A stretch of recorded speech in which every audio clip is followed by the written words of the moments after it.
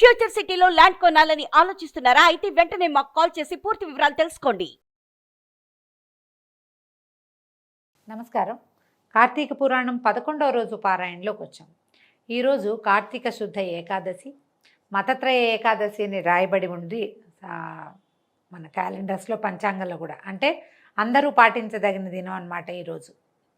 సర్వేషాం ఏకాదశి అని కూడా రాస్తారు. అయితే ఈ రోజున ఉపవాసం ఉండటం చాలా విశేషమైనదండి.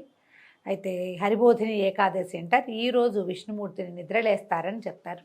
అయితే ఈరోజు పారాయణలోకి వద్దాం. అత్రి అగస్త్య సంవాదం వింటున్నాం.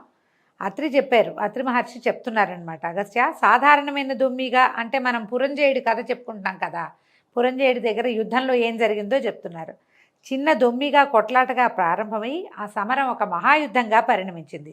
అస్త్రశస్త్రాలతో, పదునైన బాణాలతో, వాడి అయిన గుదియలతో, ఇనపకట్ల తాటికర్రలతో, ఖడ్గ పట్టిస ముసల శూల భల్లాతక తోమర కుంభ కుఠారాది ఆయుధాలతో ఘోరంగా యుద్ధం చేశారు. చేతికి దొరికిన ఆయుధం ఇది, అన్నీ రకరకాలు. ఏ ఏ ఆయుధంలో ప్రావీణ్యత ఉందో వాళ్ళందరూ తమ తమ ప్రావీణ్యత అంతా చూపించారనమాట. తర్వాత ఈయన ఏం చేశాడు, సంకుల సమరంలో కాంభోజరాజు 300 బాణాలు ప్రయోగించి పురంజయుని గొడుగుని, జెండాని, రథాన్ని కూలగొట్టాడు. అనంతరం ఇంకొక 5 బాణాలతో గుర్రాలని కూల్చివేశాడు. మరికొన్ని బాణాలతో పురంజయుని కూడా గాయపరిచాడు. అందుకు కోపించిన పురంజయుడు బ్రహ్మాస్త్ర మంత్రంతో అభిమంత్రించిన పదునైన 10 బాణాలను కాంభోజరాజు మీద వేశారు. ఆ బాణాలు కాంభోజరాజు యొక్క కవచాన్ని చీల్చి గుండెల్లో దిగబడ్డాయి. రక్తం ధారాపాతంగా కారుతుంటే తన వక్షంలో గుచ్చుకున్న బాణాలన్నీ లాగేసేట ఆయన. ఆ కాంభోజుడు లాగేసి, ఓ పురంజయ్య, నేను పర్ల సొమ్ముకి ఆశపడిన వాడిని కాదు, నువ్వు నాకు వేసిన బాణాలు నీకే పంపిస్తున్నానని తన వాటినే సంధించి పురంజయుడి మీదకి ప్రయోగించాడు. ఆ తిరిగొచ్చిన బ్రహ్మాస్త్ర అభిమంత్రీకరించబడిన బాణాలు పురంజయుడు సారథిని చంపేసే, ఆయన ధనుసుని ముక్కలు చేసే, పురంజయుడిని మరింతగా గాయపరిచాడు. ఎంత దెబ్బలు తగిలినాయో. దాంతో మండిపడిన అయోధ్యాధిపతి 20 రెక్కల బాణాలను సంధించి వాటిని ఆకరణంతా లాగి కాంభోజుడి మీద పడేశాడు. ఆ 20 బాణాలు ఏకగుండంగా ఏకకాలంలో ఒకే దెబ్బకి 20 బాణాలు గుండెల్లోంచి దూసుకుపోయి అతను కాస్త మూర్చిపోయాడట. దాంతో యుద్ధం మరింత భయంకరమైంది. తెగిన తొండాలతో ఏనుగులు, నరకబడిన తలలతో గుర్రాలు, విరిగిబడిన రథాలు, స్వేచ్ఛగా దొర్లుతున్న రథచక్రాలు, తలలు మొండాలు వేరుగాబడి ఎడవెడంగా గిలగిలా తన్నుకుంటున్న కాల్బంటుల కళేబరాలతో కథన రంగం అంతా కంటగింపుగా తయారైందిట. మృతవీరుల రక్తం అక్కడక్కడ వాగులు కట్టి ప్రవహిస్తోంది. అటువంటి బీభత్స భీషణ సంగ్రామంలో అధర్మి అయిన పురంజయుని బలం క్రమక్రమంగా క్షీణించిపోయింది. కురుజాతుల విజృంభణని తట్టుకోలేక ఆ సాయంకాలానికి సమరభూమిని వదిలి పట్టణంలోకి పారిపోయాడు. అంతఃపురం చేరి ఆనాటి శత్రువుల విజయానికి పడి దుఃఖిస్తున్న పురంజయుని చూసిన సుశీలుడు అనే పురోహితుడు, మహారాజా, శత్రువైన ఆ వీరసేనుని గెలవాలని కోరిక బలవత్తరంగా ఉంటే ఈ క్షణమే భక్తి ప్రపత్తులతో విష్ణుని సేవించడం ఒక్కటే మార్గము. ఇది కార్తీక పౌర్ణిమ. కృత్తికా నక్షత్రయుక్తుడైన చంద్రుడు షోడశకళా శోభాయమానంగా ఉండే ఈ వేళ ఈ ఋతువులో లభించే అన్ని రకాల పూలను సేకరించి హరి ముందు మోకరించి పూజించు. విష్ణు సన్నిధిలో దీపాలు వెలిగించు.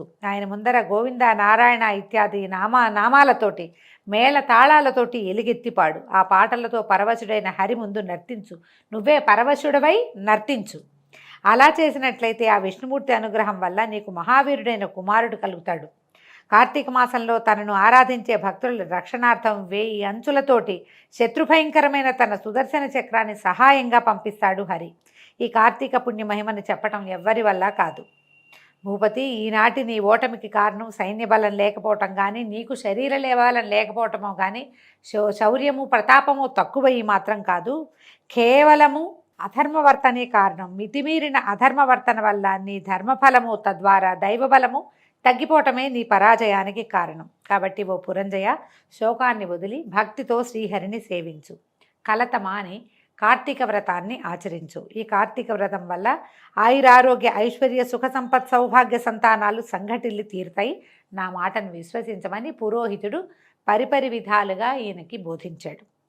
అయితే అత్రి మహర్షి ఇలా చెప్తున్నారు. ఆ విధంగా సుశీలుడు చేసిన బోధతోటి పురంజయుడు తక్షణమే స్నానించి విష్ణువాలయానికి వెళ్ళి వివిధ పల్లవ పుష్పాల దళాదిగా విష్ణువుని షోడశోపచారాలతోని అర్చించి ప్రదక్షిణా నమస్కారాలు సమర్పించి మేళతాళాలతో ఆయన కీర్తించి పారవస్యంతో నర్తించాడు. అంతేకాదు బంగారంతో విష్ణు ప్రతిమను చేయించి దానికి పూజలు చేశాడు. దీపమాలికలు సమర్పించి అర్చించాడు. రాత్రంతా విష్ణు సేవలో విలీనుడైన పురంజయుడు మరుసటి నాడు ఉదయమే అశేష సైన్య సమేతుడై పునః యుద్ధరంగాన్ని చేరాడు. చచ్చిపోయిన వాళ్ళు చచ్చిపోగా ఇంకా బోల్డు సైన్యం ఉందట ఆయన కోటలో. మొత్తం గుంపందరిని తీసుకుని వెళ్ళాడనమాట. నగర సరిహద్దులు దాటుతూనే శత్రువులని సమరానికి ఆహ్వానిస్తూ భీషణమైన ధనుష్టంకారాన్ని చేశాడు.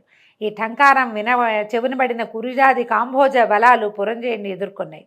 వజ్రాల వంటి కత్తులతోనూ పిడుగుల వంటి బాణాలతోనూ అమిత వేగవంతాలు ఆకాశానికి సైతము ఎగరగలిగినవి అయినటువంటి గుర్రాలతోనూ ఐరావతాల వంటివి ఏనుగులతోనూ అన్యోన్య జయకాంక్ష తత్పరులై ప్రాణాలకు తెగించి పోరాడే కాల్బలాలతోనూ క్రమక్రమంగా యుద్ధం దుర్నిరీక్షమానంగా పరిణమించింది. అసలు భయమేస్తోందట ఏ పక్కన చూసినా. గత రాత్రి పురంజయుడు చేసిన పూజలకు సంతుష్టుడైన గరుడగమనుడు అతనికి దైవబలాన్ని తోడు చేయటం వల్ల ఆనాటి యుద్ధంలో సర్వశత్రురాజుల యొక్క శక్తులన్నీ ఉడిగిపోయినాయి. కాంభోజుల గుర్రాలు, కురుజాదుల ఏనుగులు, వివిధ రాజుల రథబలాలు, వైరికూటం యొక్క పదాతి బలాలు దైవకృపాప్రాప్తుడైన పురంజయుని ముందు చిత్తుగా ఓడిపోయాయి. పురంజయుడి పరాక్రమానికి గుండె లవిసిపోయిన పగవారందరూ ప్రాణభీతితోటి రణరంగాన్ని వదిలి తమ తమ రాజ్యాలకు పరుగులు తీశారు. అంతటితో విష్ణువనుగ్రహం వల్ల విజయాన్ని పొందినవాడైన పురంజయుడు అయోధ్యానగర ప్రవేశం చేశాడు. విష్ణువు అనుకూలుడైతే శత్రువు మిత్రుడవుతాడు. విష్ణువు ప్రతికూలుడైతే మిత్రుడే శత్రువవుతాడు. దేనికైనా దైవబలమే ప్రధానం. ఆ దైవబలానికి ధర్మాచరణమే అత్యంత ముఖ్యం. అటువంటి ధర్మాచరణలో ప్రప్రథమమైన కార్తీక ధర్మానుష్ఠానంతో ఎవరైతే శ్రీహరిని సేవిస్తారో వారి సమస్త దుఃఖాలు కూడా చిటికల మీదే చిమ్మిడిపోతాయి. అగస్త్య, విష్ణుభక్తి సిద్ధించటమే కష్టసాధ్యం. అందున కార్తీక వ్రతాచరణాశక్తి ఆసక్తి కలగటం, ఆచరణకి శక్తి ఉండాలి, ఆసక్తి ఉండాలి. అవి రెండూ కలగటం ఇంకా కష్టం. కలియుగంలో ఎవరైతే కార్తీక వ్రతము శ్రీహరి పాదసేవ వదలకుండా చేస్తారో వారు ఎవరైనా సరే వైష్ణవోత్తములుగా పరిగణింపబడతారు. వేదవిధులైన వారైనప్పటికీ ఈ హరిసేవ కార్తీక వ్రతాచరణ లేని వాళ్ళు కర్మచండాలు లేరని గుర్తించు. ఇక వేదవేత్తయే హరిభక్తుడై కార్తీక వ్రతనిష్ఠుడైన వాని యందు సాక్షాత్తు ఆ విష్ణువే నివసిస్తాడని చెప్పబడుతోంది. ఏ జాతి వారైనా సరే ఈ సంసార సాగరాన్ని నుంచి బయటపడి ఉత్తమ గతుల్ని పొందాలనే కోరికతో విష్ణువుని అర్చించినట్లయితే తక్షణమే వాళ్ళు తరించిపోయేలాగా వాళ్ళ జీవితం మారిపోతుందని తెలుసుకోమంటున్నారు. స్వతంత్రుడు కానీ పరతంత్రుడు కానీ హరిపూజాసక్తుడై ఉంటేనే ముక్తి. భక్తులకు ఆ శ్రీహరి విష్ణువుకి భక్తులు అన్యోన్యానురాగబద్ధులై ఉంటారు. భక్తులకు ఇహపరాలు రెండింటినీ అనుగ్రహించి రక్షించగలిగిన ఏకైక దైవం వాసుదేవుడే. విశ్వమంతా నిండి ఉన్న ఈ విష్ణువు యందు భక్తి ప్రపత్తులున్న వారికి మాత్రమే కార్తీక వ్రతావకాశం చిక్కుతుంది. కాబట్టి వేద సమ్మతము, సకల శాస్త్రసారము, గోప్యము, సర్వవ్రతోత్తమోత్తమము అయినటువంటి ఈ కార్తీక వ్రతాన్ని ఆచరించినా కనీసం కార్తీక మహాత్మ్యాన్ని మనస్ఫూర్తిగా విన్నా కూడా వాళ్ళు విగత పాపులై అంత్యంలో వైకుంఠాన్ని చేరుకుంటారు. మహత్వపూర్వకమైన ఈ అధ్యాయాన్ని శ్రార్థకాలంలో పఠించడం వల్ల పితృదేవతలు కల్పాంత తృప్తిని కూడా పొందుతారు. దాని తర్వాత కూడా సంతోషంగా ఉంటారట. అయితే ఈయన అడుగుతున్నారు అగస్త్య మహాముని, దీని తర్వాత ఏమైంది? విష్ణు కృప వల్ల విజయుడైనటువంటి పురంజయుడు ఆ తర్వాత ఏం చేశాడు అంటే, భగవత్కృప వల్ల భండన భూమిలో విజయలక్ష్మి భరించిన పురంజయుడు అమరావతిలో ఇంద్రుని వలె తన అయోధ్యలో అత్యంత వైభవంతో ప్రకాశించాడు. గతంలోని దుష్టభావాలన్నింటినీ, అధర్మాలన్నింటినీ విసర్జించి సత్య శౌచ పాలనం, నిత్య ధర్మాచరణ, దానశీలత, యజ్ఞయాగాది క్రతు నిర్వహణలు చేస్తూ ప్రతివర్ష ప్రయుక్త కార్తీక వ్రతాచరణం వల్ల విగత కల్మషుడై విశుద్ధుడై అరిషడ్వర్గాన్ని జయించి పరమ వైష్ణవుడై మనసాగాడు.